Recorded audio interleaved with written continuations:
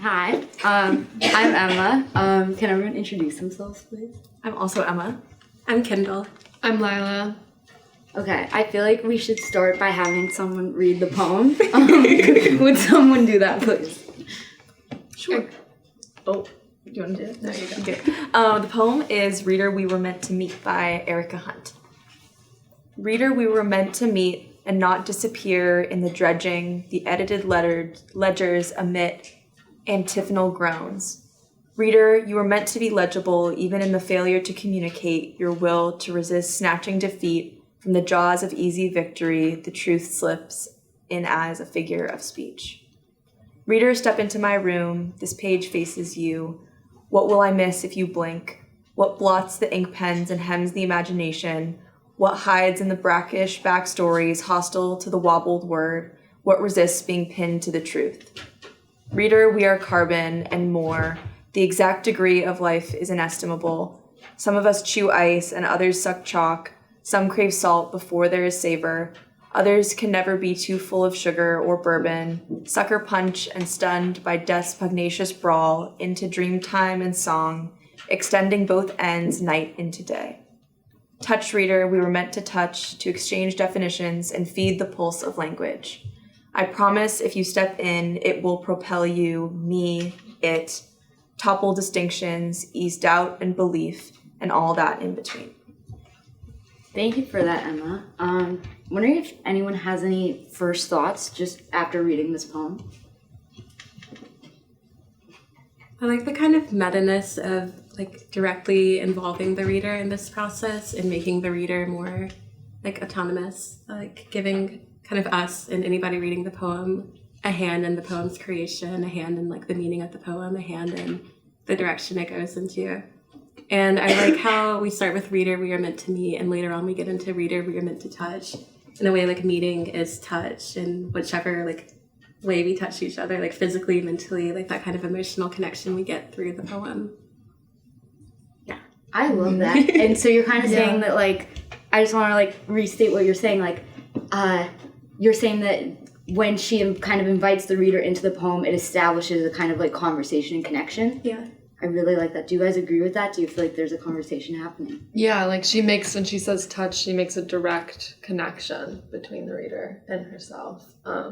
And to me, like this poem is, like this space that is held between that connection, like in making that connection, like the air, you know what I mean?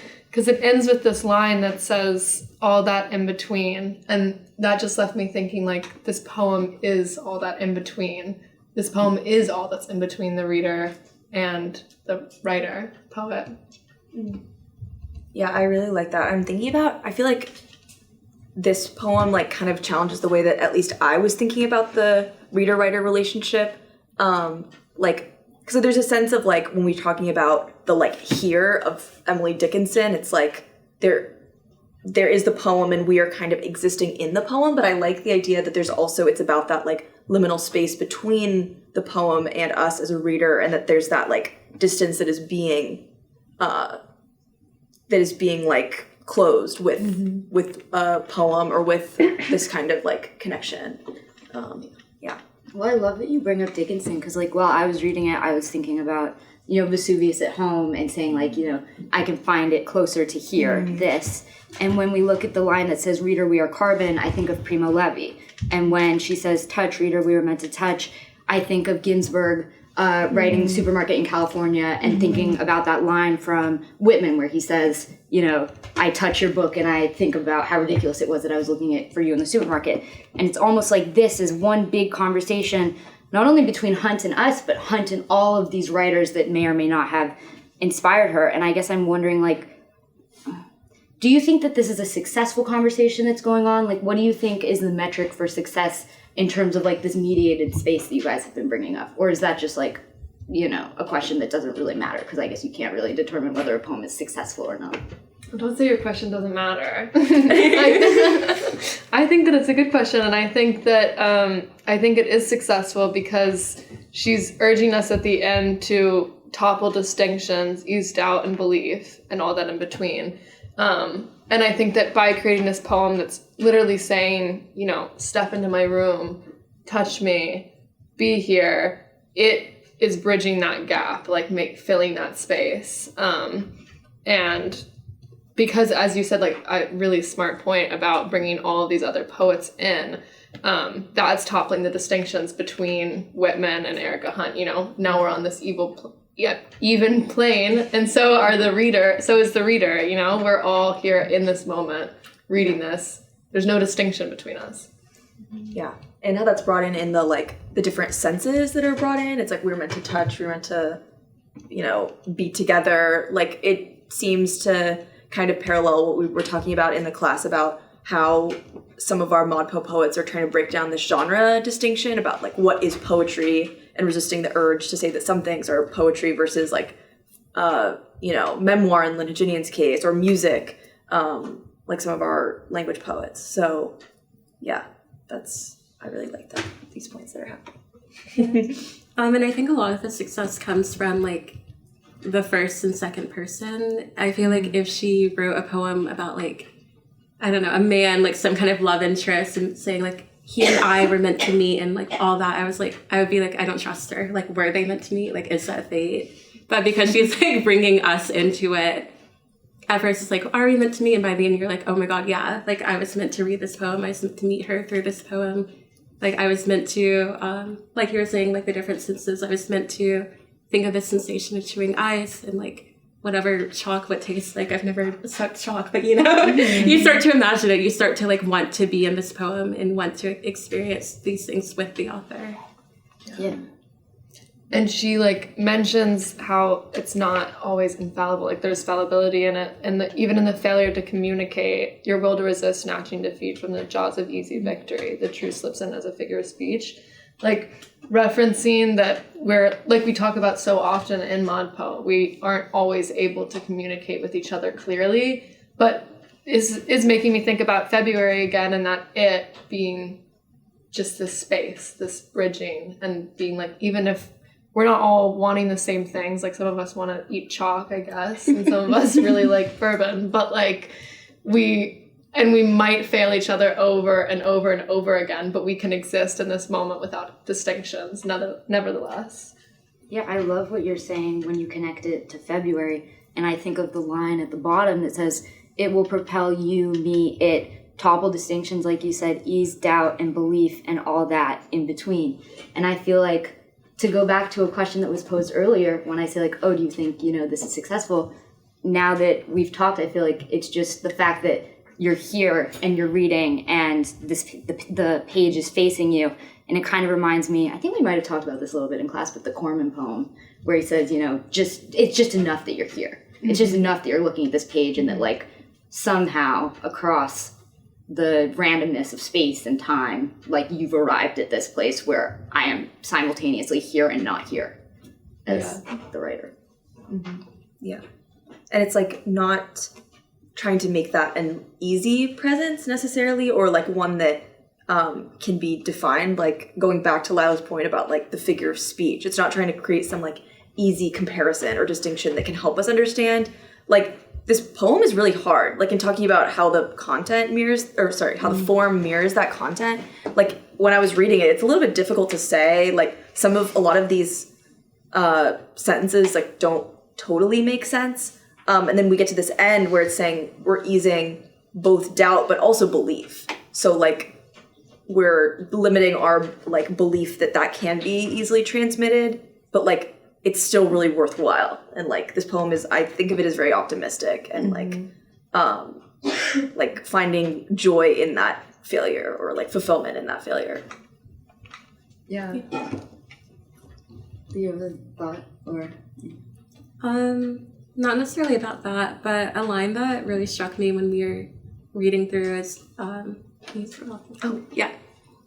will I miss if you blink? And I like that she's kind of like putting herself, like we have to put ourselves into her poem. She in turn is putting herself into our experience, where she's looking through our eyes and like looking through our like interpretation of the poem and looking through our world. So if we blink, she is missing something, and that something is like missing from the poem. And maybe it can be found in like the blanks and the enjambments and like the spaces in between her words. I love that point because it's like you're saying that if she's saying, I think what you're saying is like, there's no more divide between the reader and the writer. Yeah. And it's almost illogical because like she's not going to miss anything if you blink, but she's saying that it's I think what you're saying, which I think is a really good point, is like that it's a symbiotic connection almost between the writer and the reader. And it reminds me of like, I was kind of interested in how the title goes into the first line. Like the poem proper, the first stanza starts with "and not disappear into the dredging." It's almost like she's dissolving the connection or the division between the line and the first line in the poem proper, just like she's kind of dissolving the division between, like you said, the reader and the writer, which I think is kind of interesting. I have a question. Can I pose one? Okay. How she ends the third stanza, she goes, what hides in the brackish backstory is hostile to the wobbled word. What resists being penned to the truth? And that, I'm just like, what is the truth? I know that's a really big question. We can go about it in small ways, though. Well, she has truth later as like a figure of speech, and I like that more. Kind of like Emma's question, like, is the poem successful, and like, how do we define success? Like, is the poem truthful, and like, how can we define truth? And I like the idea of it being a figure of speech, where like we say truth, but like that's not really what it means. It's just like a hypothetical idea. And she's saying what's being resisted, like penning to it, you know? Yeah. I think to me, it gives this idea of like, we don't all have the same truth. So there is no like capital T truth. It's just sort of how we're all approaching this. And because the poem's so like, you know, like meta about being a poem and being a poem that's read and being a poet that's being read, it gives the like every person is coming to it with this different truth. Well, I have a question about your question. Okay, yeah. Which is, what do you think? What is what? Like, what is given agency? Because what is able to resist being pinned to the truth? But like, she says, "What will I miss if you blink? What blots the ink pen? What hides in the brackish backstories? What resists being pinned to the truth?" And like, maybe we can answer the question if anyone has an idea of what is what. What is that? I think it's one possibility for what the what is. Like, I'm going back to the first stanza where it's saying, we were meant to meet and not disappear in the dredging. The edited ledgers emit antiphonal, is that how you say it? Antiphonal groans. I think what is one of them is the antiphonal groans, or the things that don't like fit easily to this idea of like a capital T truth, and like the things that are kind of hostile to the way that our world works sometimes. Like, it's the things that are often edited out or pushed to the margins or not deemed worthy of like being heard and written about. Mm-hmm. It's almost like a negative space a little bit, like an absence created by, or the presence created by absence a little bit. Yes, and the distance, like we were talking about the distance between two people or a text and a reader, like I think that is also the what. I really like that. Does anyone have like final thoughts on any part of the poem, like a line you like, or, you know, what you think what means, or the distance between the reader and the writer? I like how this poem like it expresses such a deep need of the reader and the writer.